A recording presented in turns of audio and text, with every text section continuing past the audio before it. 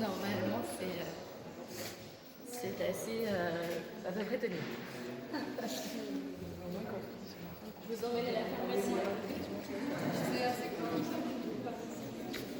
Oui, je vais essayer de faire nous avec les trois étudiantes, on a eu du mal. Et là, on a un excellent professeur photo à l'école du Hadris, et je pense que oui, il va passer un bon moment. Pardon. Bonjour. Alors, la pharmacie. Bonjour. Je m'accompagne à la pharmacie.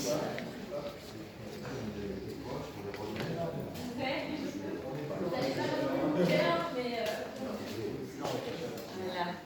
Bonjour. Aussi parce que cette pharmacie est pour ceux qui la connaissent. Ouais. Alors, si vous avez là avec des petites interventions, des chaises de visite assises dans lesquelles il y a un mot violette, la robe, voilà, elles ont aussi travaillé ensemble. Vous avez ces pièces de Minamouti qui sont un travail plutôt sur l'enfermement, le décompte des jours, et puis des petites notes qui sont en référence directe au lieu, par exemple cette pièce de Marie Apaco, qui est un portrait de la personne qui a légué Anne de Conti, qui possédait cette maison et qui l'a donnée aux enfers. Et il y a un petit détail, oui, il faut le sens. Elle a un petit détail, c'est que là elle porte l'œuvre de Laurie, vous avez pu la cacher. Voilà, il y a des échos. Il y a des petites choses aussi cachées. Il y a des grands endroits.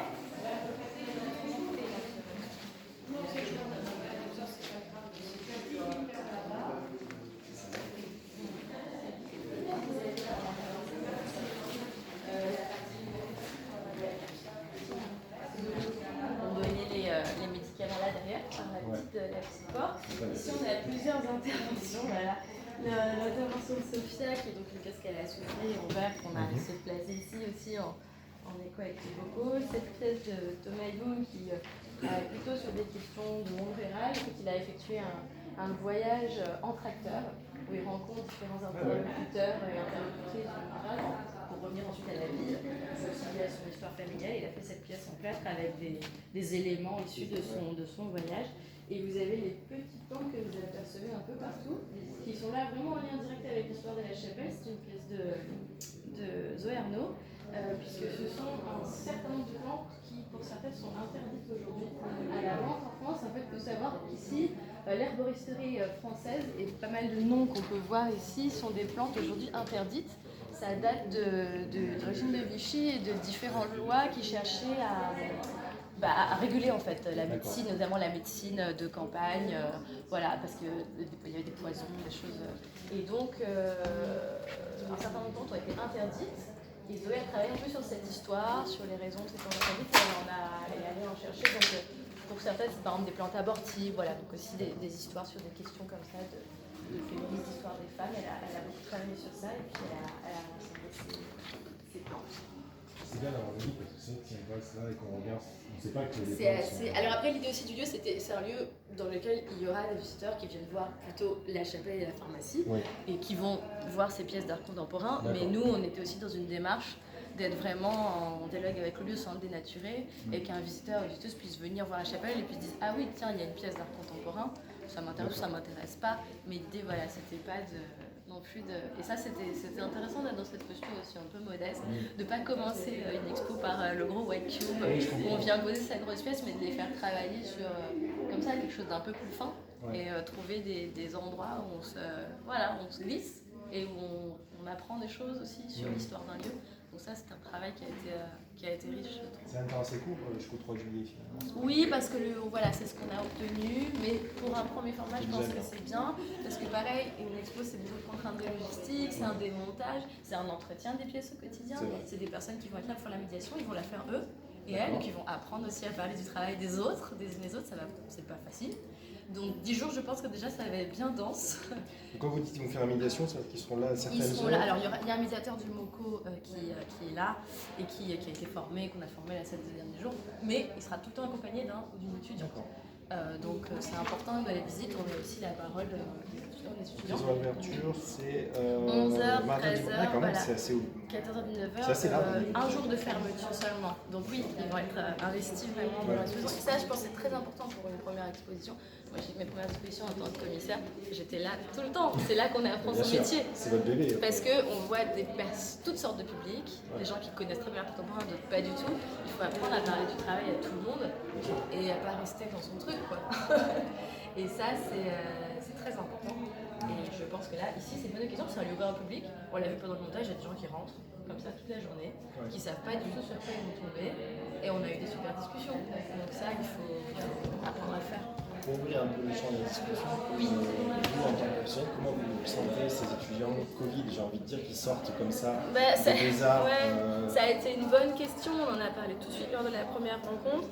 Eux n'avaient pas du tout envie d'être définis par ça, évidemment, et en même temps, moi, je l'ai vraiment senti. Voilà, il s'agissait vraiment de se retrouver, on voyait que c'était pas simple. C'était pas simple, et puis ils avaient finalement eu beaucoup moins d'expérience que d'autres étudiants que j'ai vus dans ma vie, de vrai accrochage, de vrai travail d'exposition, même dans l'école. Donc on partait un peu de loin parfois. Parce qu'ils étaient en télétravail, quoi, finalement. Exactement.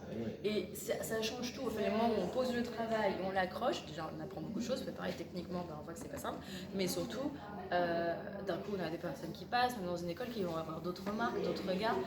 Donc oui, il y a eu un manque là-dessus, il est évident. Ils ont développé d'autres choses. Ils ont développé, voilà, justement, des contacts à distance, la solidarité entre eux, peut-être moins de pression sur la carrière l'après que des étudiants que je voyais il y a 10 ans, qui étaient complètement angoissés par ça. Donc ça, c'était assez beau, et je trouve que c'était une génération, un groupe qui avait plein d'atouts aussi, mais qui, oui, avait eu des manques un peu dans la formation. Donc c'était aussi l'occasion de travailler sur ça. Cette semaine, elle a été, je pense, un peu éprouvante parfois, parce qu'il y a des pièces où vous les amenez dans le lieu, puis ça marche pas. Si c'est pas... Et puis c'est dur, il faut réagir, et puis jusqu'au bout, dès que vous avez un peu de vidéo, de connectique, c'est compliqué, surtout dans un lieu patrimoine, etc. Donc on a eu plein de situations, mais pareil, c'est là qu'on apprend. Ça les apprend, oui. Donc je pense que c'était une bonne expérience. Et d'une manière encore plus générale, comment vous voyez les étudiants émergents sortir des Beaux-Arts aujourd'hui en 2022 Est-ce que c'est plus dur qu'avant? Est-ce que c'est moins dur qu'avant? Est-ce qu'ils ont un avenir? Moi j'ai enseigné aux Beaux-Arts de Lyon, là en ce moment j'enseigne à la Villa-Arson, aussi à Nice. Écoutez, je pense que par rapport à il y a 10 ans, les gens avaient vachement les dents qui planchaient. On leur disait c'est un milieu, ça va être la compétition, et c'était beaucoup plus violent. D'accord. C'était la lutte des concertés, qui allait trouver Gary, qui allait ici. Les gens, j'ai l'impression, étaient beaucoup plus prêts à s'écraser les uns les autres. Moi, je trouve que ça a beaucoup changé. Qu'est-ce qui s'est passé alors? Peut-être parce que tout le monde est quand même plus conscient aussi de plein de problématiques. Il y a le Covid, des questions écologiques. Les gens se sont peut-être un petit peu détendus sur. Voilà, c'est quand même l'idée, c'est quand même aussi d'aller bien. Et peut-être que plus généralement, il y a quand même aussi une prise de conscience dans l'art contemporain sur les conditions de travail. Voilà, il y a quand même eu des gros scandales ces dernières années à des niveaux assez importants où on s'est dit non, on ne peut pas travailler comme ça dans le milieu de l'art contemporain.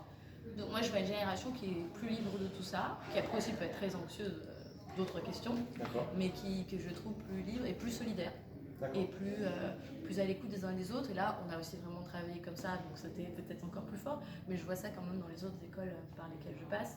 Et je pense que c'est intéressant et que c'est une bonne chose. Et surtout, au final, on n'a pas de moins bons artistes. Ils ne seront pas tous artistes. Non, ils ne seront pas tous artistes. Vous savez, dans une école, les gens qui vont devenir artistes, c'est 30%. Le reste, ça peut être votre métier, par exemple. Voilà, c'est normal. Et l'employeur principal des jeunes artistes dans les écoles d'art, ensuite, ce sera les écoles elles-mêmes. La plupart des artistes deviennent enseignants. Ce qui est très bien. À un moment, on a envie de transmettre. Moi, j'ai envie de transmettre mon métier, c'est normal. Et surtout, c'est pas un échec. Il faut aussi apprendre, dès là, c'était aussi une discussion, tous les métiers autour, on peut vraiment s'épanouir. La plupart des gens qui travaillent avec nous, là, les régisseurs, du MoCo, etc., sont des anciens artistes de l'école. Oui. Et tout le monde n'est pas frustré de ne pas devenir artiste. Artiste au sens comme on l'imagine. De ça quand ils rentrent à l'école des beaux-arts. Ouais, donc il s'agit aussi d'ouvrir un peu ce champ et de dire peut-être que vous allez écrire, peut-être que vous allez être commissaire d'exposition, peut-être que vous allez être enseignant, peut-être que vous allez être régisseur, peut-être que vous allez être galériste, peut-être que vous allez complètement bifurquer, peut-être que vous allez revenir à l'agriculture comme vos grands-parents. C'est pas grave, c'est même très bien. Et vous aurez passé 5 ans à dédier votre vie à votre créativité, à votre envie d'être artiste, ça fait très bien. Je pense que c'est une formation qui fait du bien, qui permet d'aller un petit peu au fond de son histoire personnelle, au fond de plein de choses. Voilà. En ça, je peux rajouter juste quelque chose. Du coup, bonjour, je suis Marjane Calibel, je suis directrice adjointe à l'école des Beaux-Arts. Et pour compléter ce que disait effectivement Eva sur cette question des métiers de l'art qu'ils vont toucher tout au long de leur parcours, c'est qu'en fait, on a pensé la pédagogie au sein du MoCo SBA pour être vraiment en lien avec les 2 centres d'art tout au long de leurs années en fait. Donc vraiment, il y a vraiment cet objectif de voir tous les métiers de l'exposition au sens large. Qu'est-ce qu'on apprend à l'école des beaux-arts? Et ça c'est quelque chose qu'on aurait pu faire aussi nous en tant que journaliste, parce qu'on se dit on pourrait faire tout à fait un reportage sur qu'est-ce qu'on apprend. Vous pouvez tout à fait venir à l'école, il n'y a aucun problème. Après il faut que ce soit accepté mais c'est vrai que plus haut, mais comprenez, moi ça m'intéresse, parce que souvent on dit ben voilà, ils apprennent plus rien, ils font plus rien, c'est pardon l'expression, c'est des branleurs, ils jettent des bouses de vache sur des toiles blanches. Non mais ça c'est les clichés que le public peut avoir, vous le savez. Oui, c'est très bien. Donc ce serait bien justement de savoir ce que vous faites au quotidien avec les étudiants pour pouvoir expliquer aux lecteurs. Ils ont des pôles techniques, ils ont des cours comme dans toutes les universités. Ils font plus de dessin, plus de peinture, plus de classique, plus d'académie. On commence par ça, il y a... Voilà, donc ça n'est pas terminé. Les ateliers, non, ils sont au travail.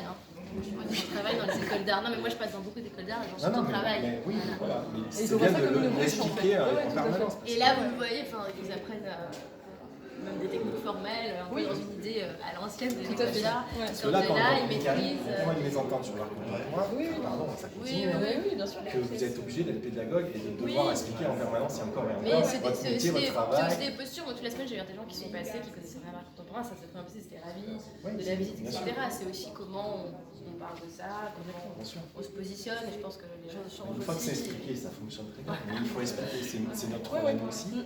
Et par exemple, l'INFT, typiquement, c'est un truc. Oui, bah oui, ça c'est... Alors là, c'est... Mais typiquement, on va travailler sur le sujet. Donc Yann Mazéas, qui est directeur de l'école des Beaux-Arts, on va effectivement... Voilà, on va avoir un projet effectivement en collaboration l'année prochaine avec des ingénieurs sur cette question des NFT qui vont travailler avec nos étudiants. C'est là, il y a un salon typiquement, il y a des justement sur le sujet. C'est un sujet qui moi m'intéresse, mais c'est vrai que le transmettre après à nos lecteurs, c'est très compliqué. Déjà qu'il faut qu'on arrive à comprendre nous. Bien sûr. Et après à les transcrire de manière simple avec des mots simples. Voilà, c'est encore un autre exercice. Même pour nous c'est compliqué, c'est une école d'ingénieurs qui fait son master avec comme prétexte les étudiants de l'école des beaux-arts pour les impliquer dans ces processus. Voilà, eux-mêmes ils en font un sujet de... Donc il faudra sans doute revenir repasser l'été. Mais voilà, qu'est-ce qu'on fait à l'école des beaux-arts de Montpellier, c'est intéressant. Mais en tout cas, nous on est tout à fait favorables. Si vous voulez faire un sujet, il n'y a aucun problème. Je proposerai. J'espère que ce sera. Mais oui, c'est... On fait beaucoup de choses. Là on fait les diplômes. Bah oui, voilà, par exemple, troisième année en ce moment, ailleurs en même temps. Donc un diplôme par exemple, c'est une exposition personnelle. Où il y a un jury qui va venir composé de 3 personnes, de professionnels extérieurs. Et en gros, pour l'école, ça implique par exemple de composer avec 25 expositions personnelles qui tournent dans les espaces tous les jours pour faire passer le jury. Enfin, voilà, et c'est pas des petites expos. Oui, c'est ça. Ils sont tous très gros. C'est ça. Donc, la réputation du MECO, elle s'est améliorée, elle prend de l'ampleur encore. C'est un dispositif qui est super pour les étudiants, évidemment. Parce que c'est des étudiants qui rencontrent des professionnels qui rentrent dans l'école. Quand on dit MoCo partout dans le monde, ça y est, ça commence à... partout dans le monde, ça, je sais pas. Encore. En France pour les écoliens. En tout cas en France, ça commence. C'est pas encore de l'école, le modèle de l'école de Montpellier, il est tout à fait repéré. Oui, non, vraiment. Tout à fait repéré, et c'est vrai que c'est un modèle en plus qui a une vraie spécificité. Et ça, encore une fois, pour pas mal d'écoles, on le sent vraiment. Des écoles ça... qui vivent dans 2 centres d'art, ça n'existe pas. Exactement, c'est quand même Il y a un très test un petit intéressant peu à Nice et c'est pas efficace. Il n'est pas du tout aussi C'est-à-dire habité et vivant. ils sont parallèles, mais ils sont pas ensemble. C'est parce qu'on croit toujours à Montpellier que c'est mieux ailleurs. Non, alors vraiment, non, mais c'est vrai, niveau lien entre l'école d'art et le centre d'art, c'est incomparable ici à Nice, vraiment. Là, c'est une fierté pour avoir fréquenté les deux, Nice depuis 2 ans et 1 an ici, c'est incomparable. Et niveau artiste, je reviens, je suis un peu féministe, mais il y a autant de femmes que d'hommes. Alors, en école d'art, très globalement, il y a plus de femmes. Ouais, c'est une sorte d'entonnoir, ça continue d'entonnoir. C'est une question que se posent beaucoup de gens. Bah oui, bien sûr. Il y a toujours plus de femmes qui sortent, même diplômées des écoles d'art, et ensuite il y a moins d'artistes femmes. Qu'est-ce qui se passe? Pour travailler moi beaucoup sur le sujet, il y a différentes raisons. Il y a des raisons historiques, il y a des raisons graphiques. En effet, beaucoup de femmes artistes qui, après 1 enfant, 2 enfants, bifurquent, enseignent, etc. Ça c'est réel. Comme disait Tracy Emin, c'est quoi une femme artiste qui a réussi? C'est un homme. Voilà. Donc, oui, la question continue de se poser et je pense que c'est une grosse prise de conscience, mais ça va mettre du temps. Est-ce que l'école accompagne ça justement, cette problématique-là Nous, en fait, engagés en tant que tel, disons que nous, on est plutôt sur un soutien diplômé en général et dans nos dispositifs de soutien, nos attributions, on est très vigilants à cette question. D'accord. Voilà. Oui, il y a autant de garçons que de jeunes filles qui sont soutenus. Mais c'est après que ça devient... Oui, puis il y a un accompagnement aussi après, là, le dispositif que vous avez, qui s'appelle Saison 6. En fait, disons que le volet d'accompagnement pour les diplômés au sein de l'école, c'est un positionnement qui est très fort. On accompagne plus d'un diplômé sur 2 à la sortie. Donc ça, c'est vraiment un positionnement, un engagement très fort de notre école, quoi. Et donc du coup, avec cette idée aussi d'installer autant que possible dans le temps une scène artistique, qui reste ici, parce qu'on voit qu'avant, les jeunes gens partaient une fois diplômés à Paris, à Berlin, etc. etc. Ouais. Et là, on constate que effectivement, petit à petit, ça fait 4-5 ans où on a un petit retour, où les jeunes gens restent. Voilà. Donc, c'est bien. Après, peut-être pour les questions de parité, c'est des problèmes vous êtes en Paris il n'y a pas si longtemps. Oui. On a fait un truc à l'échelle nationale. Oui, bien sûr. Ça c'est clair. Après nous, on a une particularité aussi, c'est que les cours d'histoire de l'art en 2e cycle, c'est que des invités. Donc ça nous permet d'avoir des gens qui viennent parler de questions très contemporaines. Donc on a pu avoir des gens qui viennent, on a Géraldine Bourg qui a interviewé pendant 3 ans. Moi, quand j'interviewe des jeunes artistes, ça me dit souvent, mais j'ai pas le temps de créer, j'ai trop de temps pour faire des dossiers, Ah oui, à la sortie d'école. À la sortie d'école, c'est sûr que c'est compliqué. Ils passent 75% de leur temps sur à faire des dossiers. C'est dommage. Oui, c'est pour ça que souvent ils n'ont pas d'atelier, ils prennent dans leur salon, voilà. alors des fois ils ont des pièces immenses. Mais c'est pour ça que justement on crée ces dispositifs. Voilà, oui. Là on a un projet avec mais après, la génération suivante pousse, donc forcément vous pouvez pas. Non, à 5 ans après, là on a pris 2 ans de Covid. Voilà, il y a eu ça. Mais aussi ici, je trouve qu'il y a quand même un accompagnement lié à la structure MOCO pour justement toutes ces personnes qui vont bifurquer, ce qui est normal, parce qu'on retrouve beaucoup d'anciens étudiants à des postes qui travaillent à la médiation, à la régie, etc. Et ça, c'est important aussi parce qu'ils connaissent très bien les interlocuteurs, les interlocutrices, donc ils peuvent aussi aller directement postuler et ils sont identifiés, donc ça, c'est quand même aussi assez précieux, parce qu'il y a des écoles où on sort. Rien, retour. Mais c'est assez amusant parce que c'est aussi des questions récentes. Quand on a monté Moco, qu'on l'a créé, on a commencé à faire ce travail-là parce que c'est un travail en ligne. Et donc on a commencé, on avait un peu, je suis directeur depuis pas longtemps, on avait envie de faire des choses un peu nouvelles, on a fait ce travail et maintenant c'est devenu une idée répétée dans toutes les écoles, mais on a un peu d'avance. Ouais.